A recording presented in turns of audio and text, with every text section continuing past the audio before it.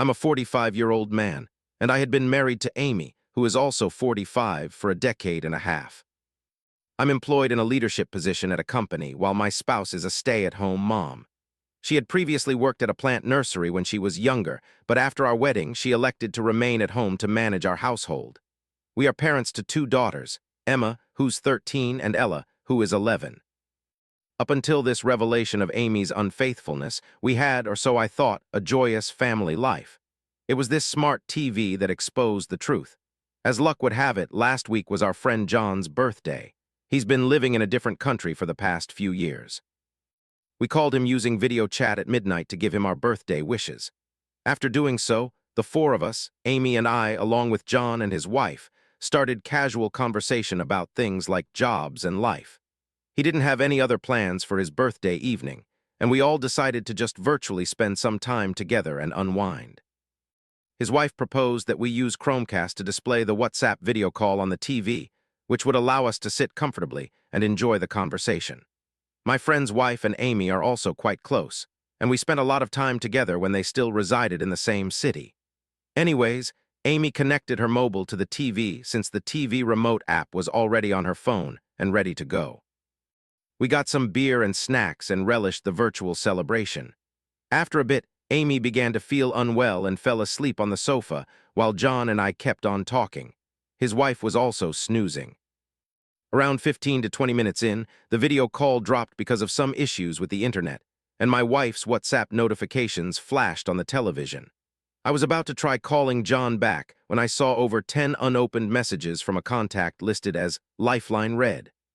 That kind of caught me off guard because it wasn't me.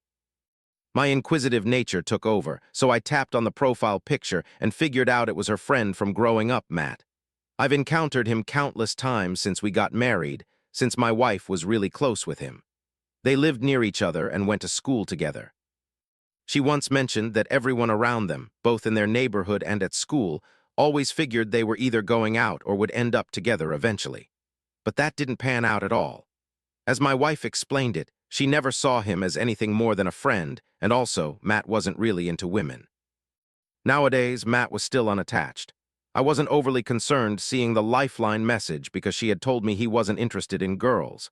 But at that instant, another message appeared in that chat, saying, "Baby, I miss you." That made me want to investigate what was going on.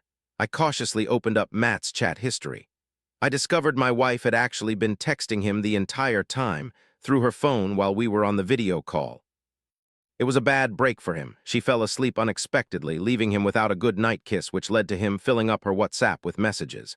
Once his messages showed the read notification, his texts started to arrive like, "Why aren't you answering me? Is everything all right? I can't sleep without your good night kiss. I can't stop thinking about today's session. You were so incredible." This couldn't possibly be a friendly chat. At that point, I was convinced that their connection extended beyond friendship. I looked back through the chat and discovered that they had been sexting almost every night, and I was shocked by their filthy discussions. As my wife peacefully slept on the couch, I sifted through all the indecent exchanges she shared with her lover. The messages included occasional bursts of explicit photos and nudes, sending a chill down my back. I felt nothing, but I still had to know everything that went on between them.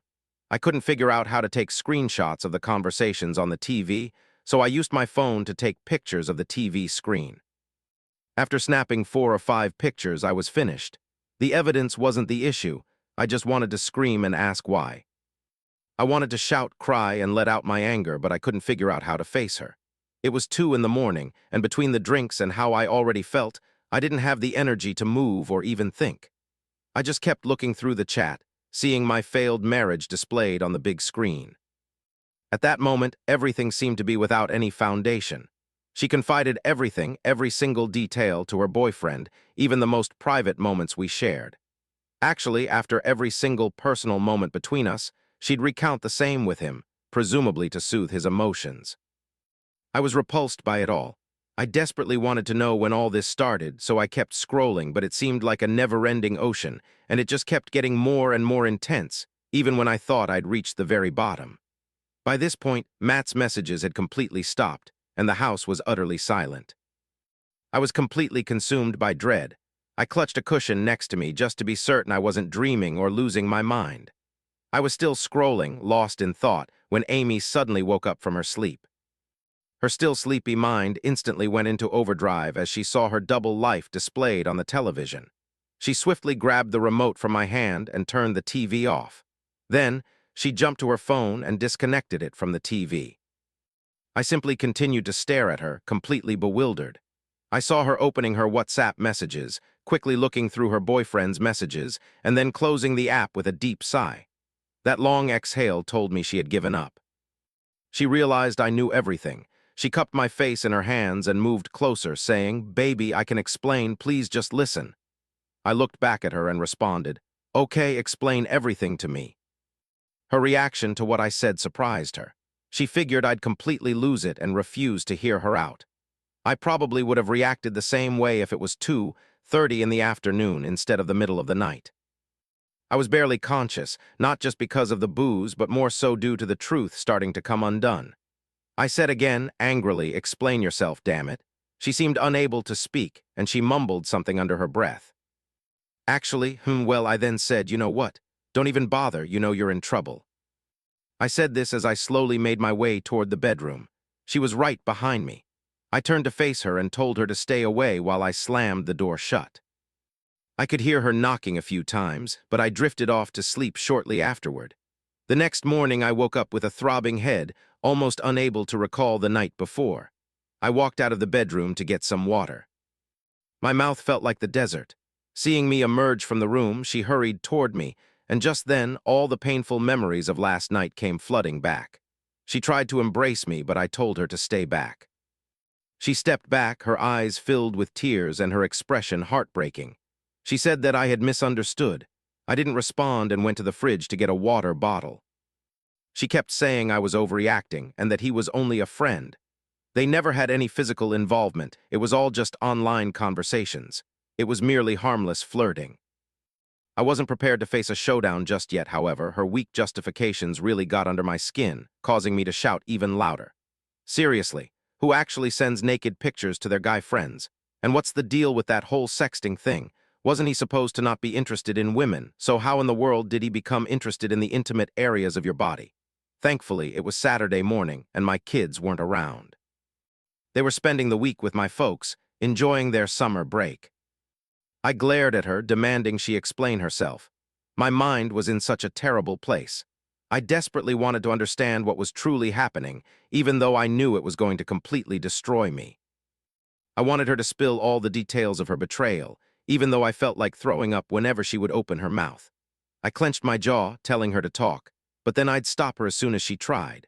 I have no idea what I was doing. I'm aware I was acting crazy, but what else would a person do after learning they've been deceived for the past 15 years and their entire marriage has been a complete lie? I chugged the entire bottle of water in one go, and after that, told her to come clean about everything from the start, or I'd beat that two-faced lover of hers to a pulp. This time, instead of trying to hide things or begging, she finally told the truth. She admitted that she and Matt had been lovers the entire time. They began their affair back in high school and have continued it ever since. It's true that Matt was a real slacker, and he told Amy flat out that he couldn't financially support her. To offer a bit of background on Matt, he never finished school and had never actually earned a dime by himself. His folks did own some nice properties outside the city. The income they generated from renting them out was enough to cover his living costs. However, that wasn't enough to cover the costs of supporting two people. I had the chance to meet his parents a few times while visiting Amy at her place. They seemed worried about Matt's lack of motivation and asked Amy to encourage him to get a job or start his own company. It seemed like everyone but Matt was worried about his future. Getting back to the main point, Amy admitted that she had ended things with Matt a bunch of times because he couldn't commit, but he always managed to win her back. Apparently, Matt didn't seem to care if Amy dated other guys, even though he had never dated anyone besides her. She did have a couple of boyfriends before we started going out, so this seemed believable to me, though really surprising. Who acts like that in a relationship? I have no idea. Perhaps someone who's simply not ambitious. I wondered aloud, if they're so close, why didn't she marry him? She replied that Matt would never be able to give her a good quality of life. Plus, Amy didn't have a reliable job either, and she wasn't particularly focused on having a career, so she couldn't be the one to support the household. So she decided to live off me while living a double life. I questioned her one last time about whether the girls were mine or Matt's. She promised they were mine, though I remained unconvinced and still harbored doubts. She suggested undergoing a DNA test if I still didn't believe her. She explained that she couldn't afford to risk the children being with Matt, fearing that if the truth came out and I left the kids, he wouldn't be capable of raising them, even if he desired to. I'm not sure if I should find comfort in knowing that the children at least were mine. I told her she had to leave the house, or I'd expose her secret to everyone, even to the girls. Even though they're young, they're bright enough to understand what was going on. She pleaded with me not to reveal this to our daughters, saying they'd resent her and lose respect for her. I poured more water into my glass, picked up a few beer bottles, and retreated to my room, locking the door. I sat down in front of my laptop and just gazed at the screen for over an hour. I didn't have any idea what to do now or who I could even talk to. The truth was eating me up inside, and I felt like I was choking. After I finished the beer, I left my room, took my car keys, and drove over to my in-laws' house, which was a half-hour drive. My mother-in-law opened the door with a friendly smile, but when she saw my face, she knew something was seriously amiss. Phil, her husband, practically sprinted out of their room and got me seated. I was practically drenched in sweat, and my heart was racing from all the stress. As I was relating the whole situation, I explained that I couldn't think of a better way to handle this. As I spilled the bitter truth, my mouth got completely parched and I could feel my body heating up. About halfway through, we heard someone aggressively knocking on the door. It turned out to be Amy. She burst into the house and demanded that I leave right then. Amy insisted that our issues were private and that we should resolve them ourselves without dragging her folks into it. The next few hours were nothing but emotional outbursts and chaos. I confronted her about her 15-year affair, but she dismissed it, saying it was just a casual thing that didn't mean anything to her. Slowly, she started blaming me for turning her parents against her, and I had to defend myself. My in-laws took my side and started scolding her. I spent the entire weekend drinking, blacking out now and then, just to wake up and keep drinking. When Monday came, I went to work feeling incredibly tired and fuzzy-headed. While at the office, I looked up some divorce attorneys online and scheduled a consultation with one of them. When I got back home, I found that some of her things were gone. It seemed like she had come back while I was gone, grabbed some of her belongings, and just left. I didn't even bother to try and find her. She sent me a message, informing me that she was going to stay at a hotel to give me some space to calm down. Are you serious? Did she really believe this was so unimportant that I could just forget about it? She also messaged me, begging for forgiveness and promising to end her relationship with this other person. 1 week has passed since that awful day. It's Friday again today, and this week seemed to drag on forever. I figure the weekend is going to go by even slower. I'm scheduled to meet with a lawyer this coming Monday. I've been reading a lot of stories on Reddit trying to figure out what to do, but I think my situation is unique and complex. More than anything, I'm concerned about my daughters. How do I even approach them? How do I talk to them about all of this? Should I even bring it up with them at all? Thanks to everyone who offered helpful advice with the update. I'm sorry I haven't posted an update, but I did talk to some of you privately via direct messages and in the comments section. I know it's been half a year since I first posted, and let me tell you, it's been a rough experience. I met with the lawyer that Monday and discussed my worries concerning my daughters. The lawyer suggested that I gently talk to my children about the separation, but not go into too much detail because it could traumatize them. He also said that since my wife is unemployed and the nature of her affair, I have a good chance of getting custody. That very same day, my parents phoned Amy to pick up the kids from their house. They hadn't yet realized what was happening. She arrived home with the kids while I was completely exhausted on the sofa, completely wiped out after that awful meeting with the attorney. I made sure we didn't talk about anything in front of our kids, and I retreated to my room. Once she came into the bedroom, I instructed her to talk to the girls about her affair.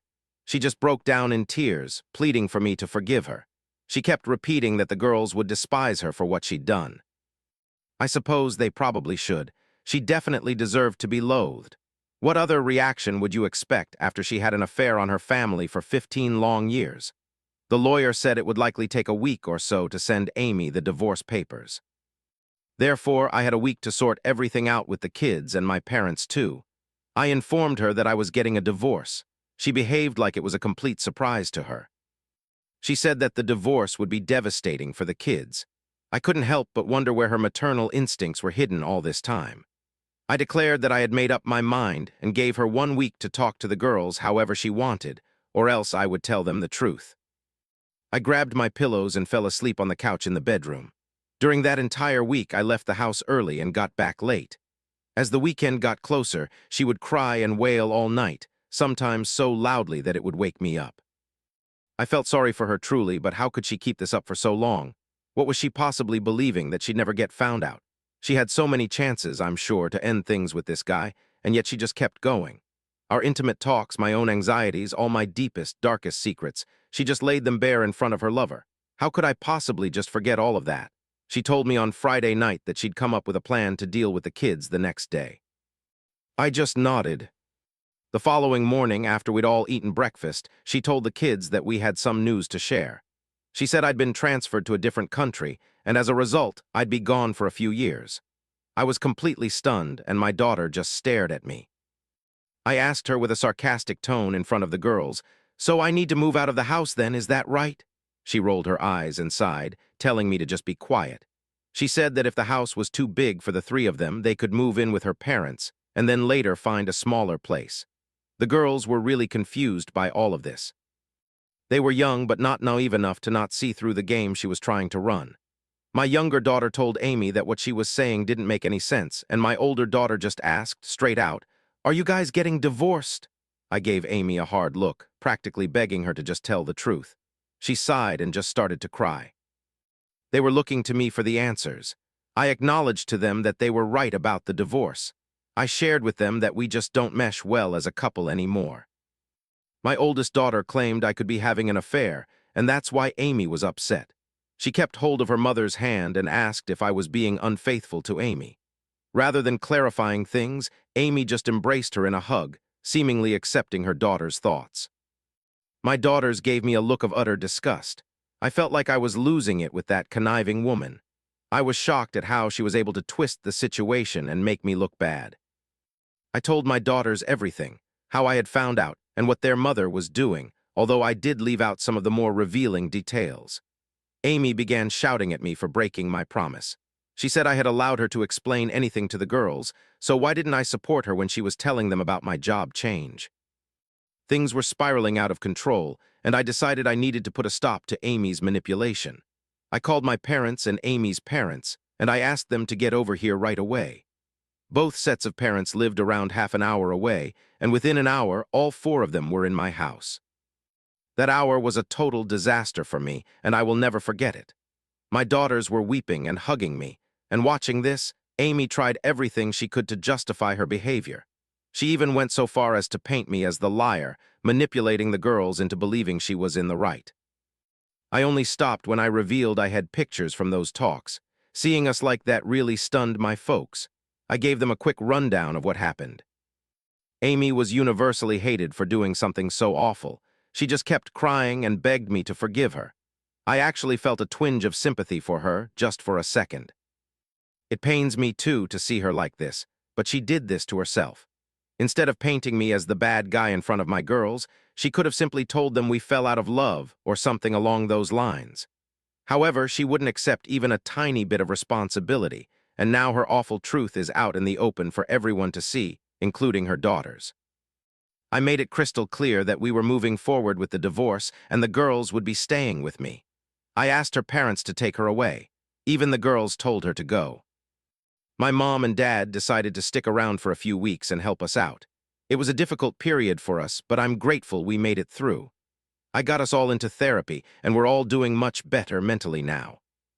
My divorce is still ongoing. Amy wants a part of my house, which I'm fighting because she doesn't merit any of it. Oddly enough, she didn't challenge the child custody arrangement, which made it easy for us to understand what was truly important to her. When the situation was happening, and even afterward, Amy swore she'd sever all connections with her boyfriend. Yet, after she went to live with her folks, she was found going to his place. Her brothers and sisters discovered her and embarrassed her so badly that she eventually had to move out. Her parents shamed Matt because of what he did, and they also told his family. The latest information I have is that his parents stopped giving him all the money from the properties he rented out and told him he needed to support himself. As for Amy, she's working as a salesperson in a store now. I don't even think about her anymore. I'm completely devoted to bringing up my little girl and giving them the best life possible. Send me good wishes. Okay, on to the next tale. This next story is about how my wife's infidelity was exposed by our 4-year-old son's misbehavior at preschool. I set up a hidden camera and found her, and subsequently I began the divorce process. I'm a 32-year-old guy, and I've been married to my 31-year-old wife for 4 years. We have a 4-year-old boy together. Our son attends preschool. I'm the one who brings home the biggest paycheck and work long hours. My wife is in between jobs at the moment because she wasn't happy with her previous one. At least she's around to look after our son. However, we were recently summoned to my son's school. The teachers told us that he'd started behaving in a way that wasn't right about 3 weeks ago. He was trying to kiss girls, lift their skirts, and touch their bottoms. My wife and I were completely stunned by what we heard. I found it challenging to explain it because I always try to be careful never to act that way in front of my son. We are very particular about the shows he watches, and a parent was always there when he went to someone's house or had playdates. The only other place, I thought, where he could have gotten those bizarre ideas was at school.